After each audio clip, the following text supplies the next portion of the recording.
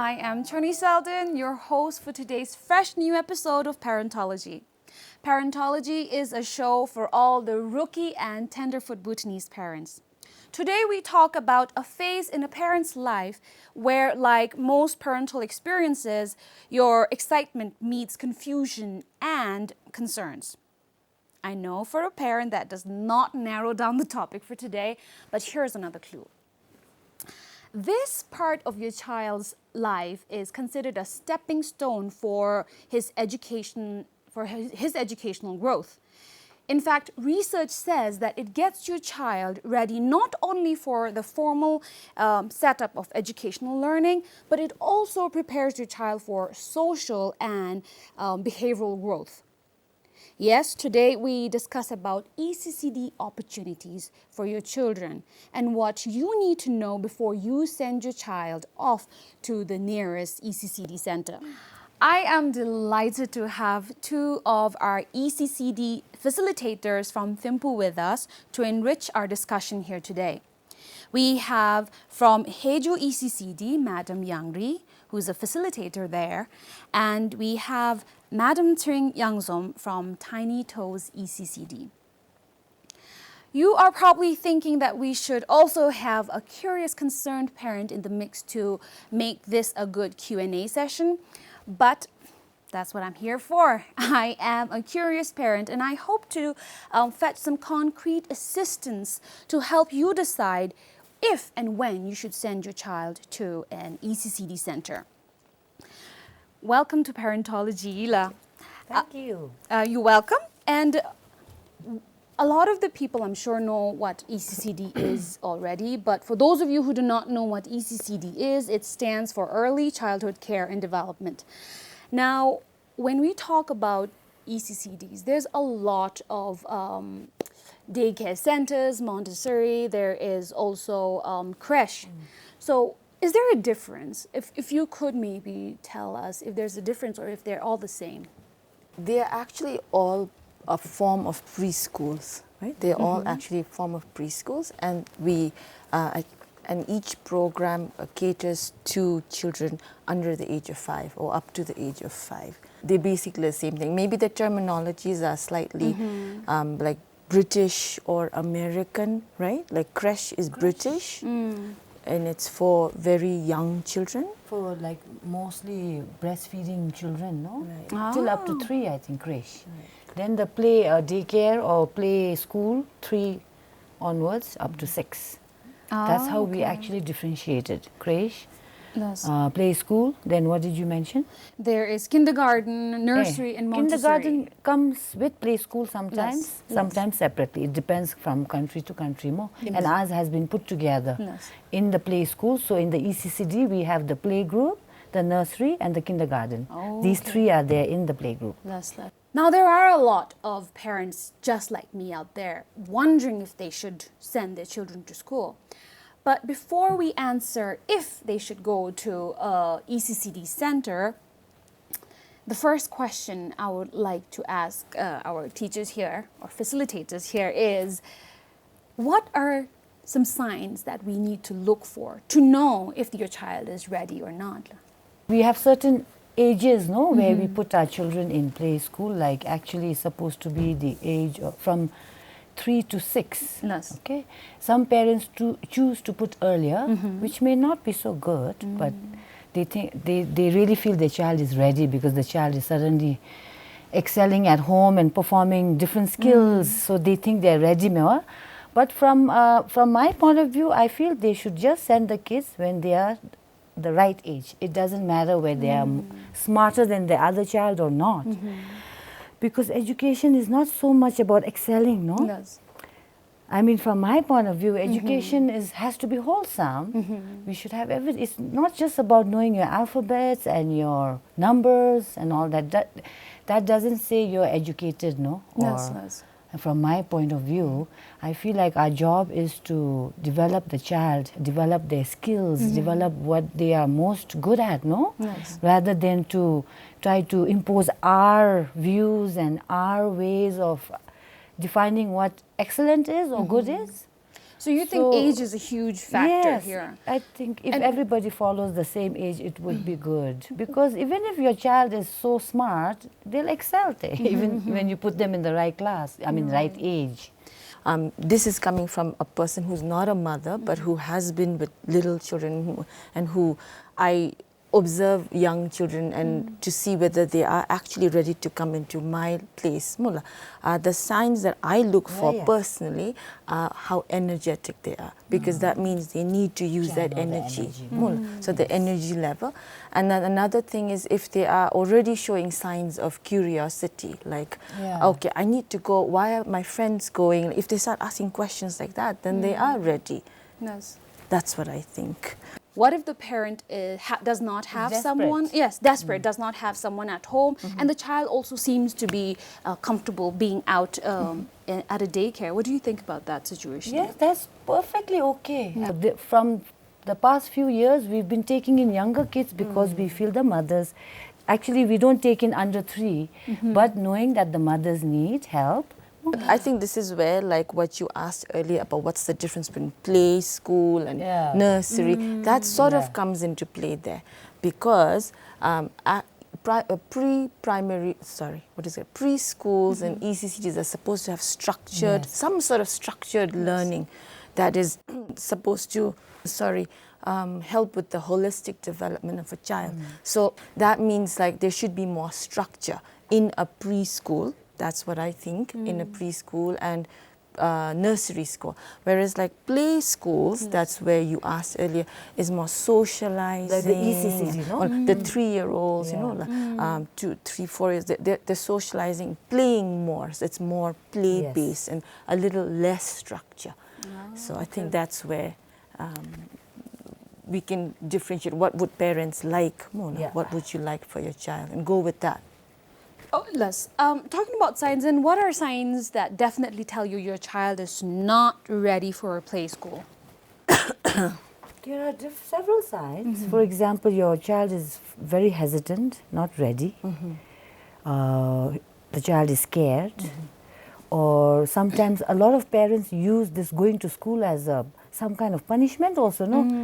You're naughty, I'm going to send you to school type. Like, I don't know what kind of tactics parents are using. So it depends really. You should really look. Most parents are on their phone, I guess. They're not looking. You have to really look and understand your child. And the child is telling you means he's telling you. They're telling you. They don't know how to lie. They don't have that skill. They will tell you what they're feeling.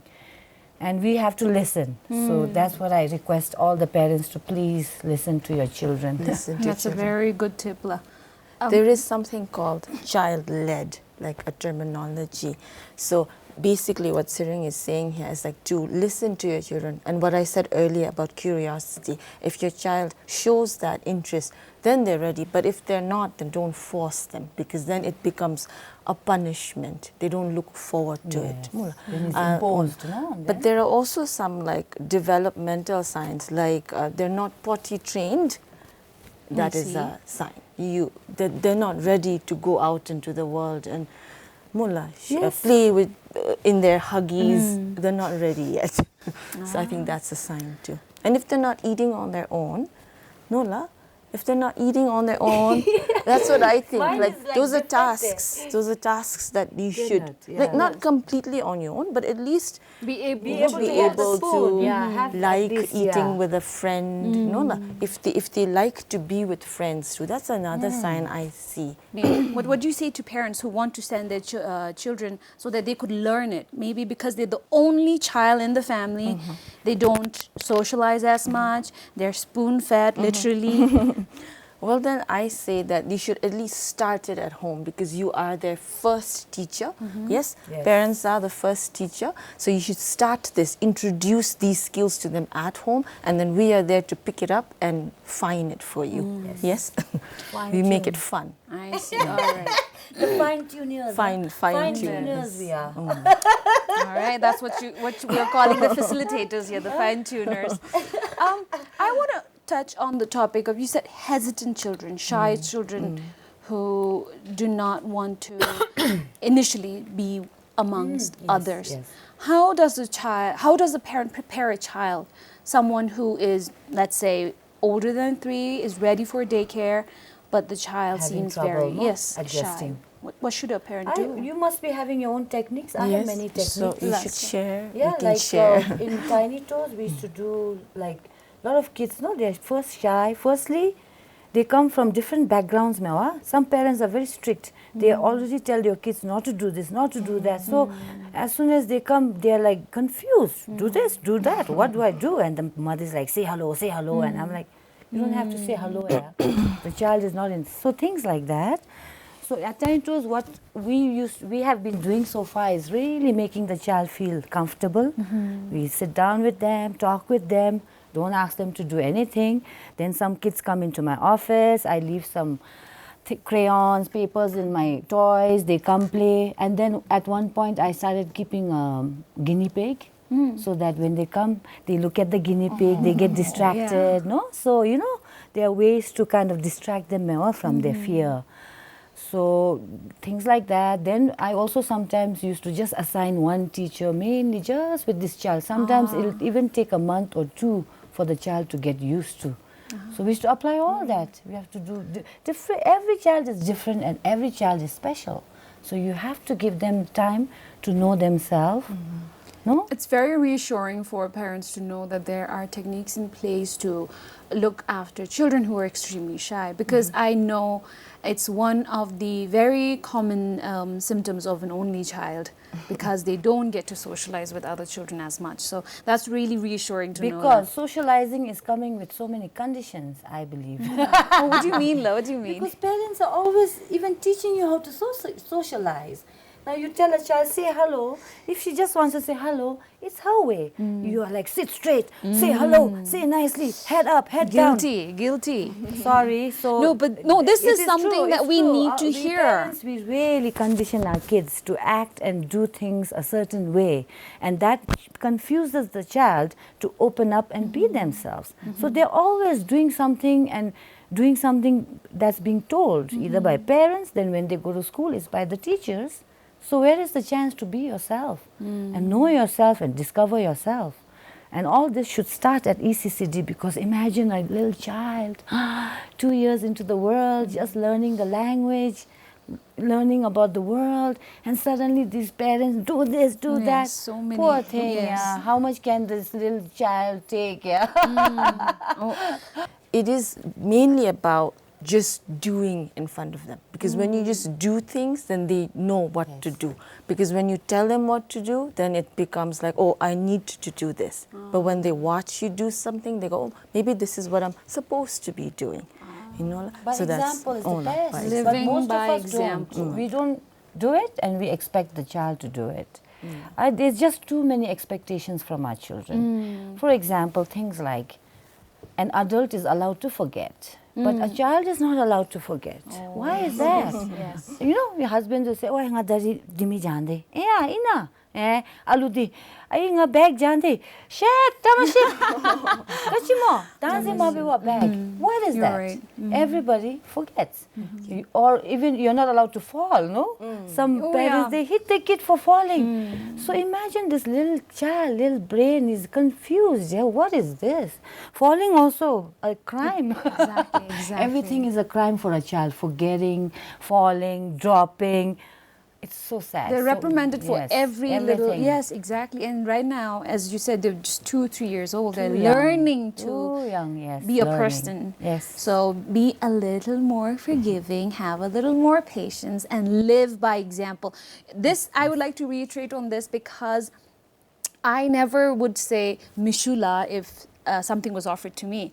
But as soon as my daughter was born, I was trying to teach that to her. yeah. And now it has become, even when a friend or someone younger than me is offering something, initially it was quite awkward for me to say Mishula, but I was practicing it in front of my daughter, and now it's become my habit. There's no way I'm going to say no thank you. I'll just be like Mishula. And it's become a big part, like it's me now. I can't say anything other than Mishula, especially if I don't want it. So you're right. And Genzo picks it up. My daughter easily uses They'll it. pick everything. So this they are is like your your- watchdog, you know. They are picking.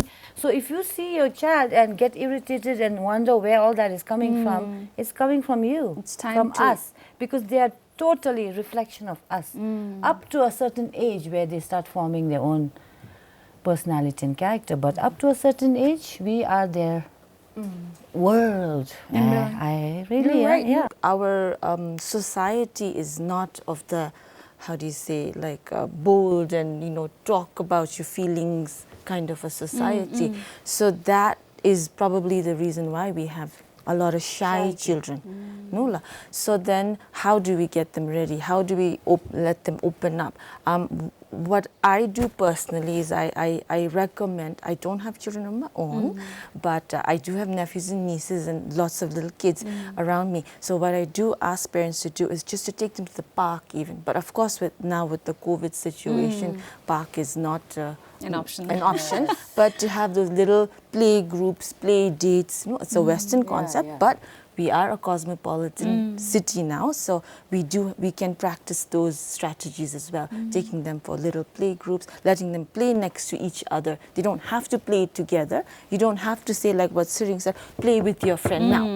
You don't have to do that, but play with them, and then slowly they open up, I think. Just giving them the time and the patience, and then they open up. And if they're the shy kind, it's okay. It is actually good for parents to know that a child can be shy and it's still a good thing, because a lot of the times I've also seen parents blame themselves and wonder what they did wrong to have a child who wouldn't talk to people or open up easily. So this is good to hear, that it is okay to have a shy child, and you will still be able to manage play dates. Yeah, of course, like Madam said here, do not force it, but it is encouraged to have your child spend time with other children or other people other than just you, so that they learn social skills from there. So. My next question was going to be, how does a parent prepare a child for daycare or ECCD? Firstly, a lot of kids here in Bhutan get influenced by their siblings. So they're already seeing their older siblings go to school. So a lot of parents are off that hook of trying to convince the younger one, because the younger is already quite excited to go to school by then. But for the single ones and who have only child, or no, who don't have kids in schools, I guess the parent starts from talking about the daycare, showing, you know, in school is like this, in school like that. And the word school, we start using from very young age, no, because it's everywhere. So already that thing is planted in their head, school, as if that is the way to go. Yeah. We're already... Rite of passage. Yes, yes. So it's always being mentioned what there. So by the time they're ready to go, most kids, I feel, from the home, they don't hesitate so much. It's once they read the center memo, because every parent we hear saying that. Oh, my kid was so excited, but from morning she woke up, she wore her clothes back, but as soon as we reached the center, I hear many like that, and very few who are hesitant. You're talking about first time, no? Yes, the the first time is time, like you have your own strategies, different. Some might bribe, some have a way of reading to them school books, you know, experience of other kids. So different, and some will just say, George, hey, and take done. there. So what can we say, you know? But the best would be to really prepare them, let them know that this is a place of love and, you know, happiness, that they're going to be happy there. They'll make friends. Yes, they'll make friends. Don't make it so much about, oh, you'll be learned and you'll be so smart, you'll be smarter than this, smarter, not like that. It's like, Pajo, you know, you make Something friends, the child will you'll be look forward happy. to. Yes, because at that age, all they care about is safety, you know, secure and safe and happy. That's it. Yes. They don't understand beyond that. Yes. Would you like to add? Ola, I think that everything she says, I agree with.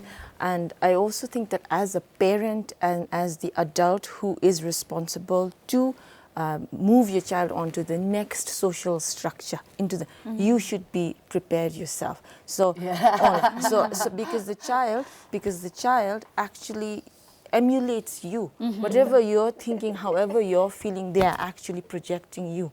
So, so this is why at my place, or even with my friends, ECCDs, I recommend that, you know, you just welcome those parents who have children who are kind of curious or of that age, like Madam Singh said, about 3 to whatever age it is, if you think your child is going to go next year, 2021, start being curious yourself as a parent, because your curiosity is going to overflow into your child's, and then the child is going to see ECCD as something fun, you know, like what you said. It is something fun. Yes, It's definitely. supposed to be fun. Right. And then if we have that, then they're okay. But just remember that your child has to move from a small social structure to a bigger social structure, and then so forth and so on. Yes. Just having that in mind. You have, I think, struck a very important point, saying that the parent has to prepare himself too. Now, this is a very common scenario here. A parent waiting at the gate or just looking at the crying child who is in the on his first day of daycare or school, and the parent is there, helpless, but trying to reassure him that everything is okay, I'm there. Is that a ready parent? Or what would you like to tell a parent who is waiting outside the daycare or right outside the window of the child's classroom to reassure that he or she is there? It's okay. I think it's okay. I mean, you can understand. You have to empathize with the mama. She's just letting go of her baby, only child, maybe the youngest, I don't know. But you have to empathize. But that has to sort of stop. After a while. Because they get overbearing more. And then they are telling us how to do our job after a while. Yes. It has a negative effect on your child's development, period. That's why. Like, we are adults and we can handle it, but, you know, it has the child should just move on now, you know, but the parent and then stops it. So it's okay, we understand. And It's most okay. of the time, you find a lot of kids who are actually ready, but it's the parents, no, they're the parents ones are not ready to let go there because they have all these fears. But the child has no fear. Also, to address those fears, what should a parent do? Because, and I'm trying to get to a particular question that I have in here. A lot of the times, the parent, when he is trying to explore ECCD centers in Bhutan, he or she does not do, or he or she doesn't really bother about researching. It's mostly convenience, and that's understandable. Whichever ECCD is nearest to you is what you would opt for. But what are some other things a parent who has access to multiple ECCD centers near him, what are some of the things that a parent should consider before sending his or her child to that ECCD? What should he know about that ECCD? What should he look for? Because I used to see that. Sometimes you can see the doubt in the parent's mind, the fear in the parent's face. You can see all of that, and you try to empathize. And then you go, wait, this parent has not done his research or her research. So you have, I would say, the parent. My suggestion to young parents is to be curious. You have to be curious about the ECCD that's near you. If it's for convenient, then go to the one that's near you, and then speak to the proprietor, the facilitators. Just have a look around. I'm sure that most of us are happy to answer your questions. Also listen to hearsays, like what are people saying about this particular place's service, and then just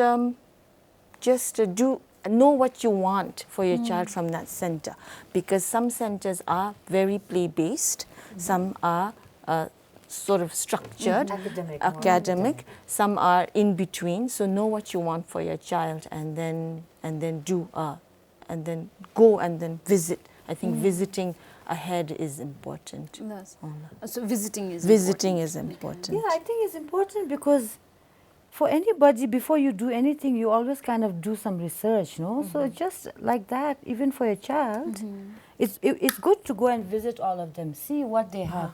Because, like you're saying, some are looking for big playgrounds, some don't care about playgrounds. Right. Some don't want Yes, playgrounds some because don't they want. don't want the child in And the then, sun. yes, burnt. and you should just clear all your doubts in the beginning.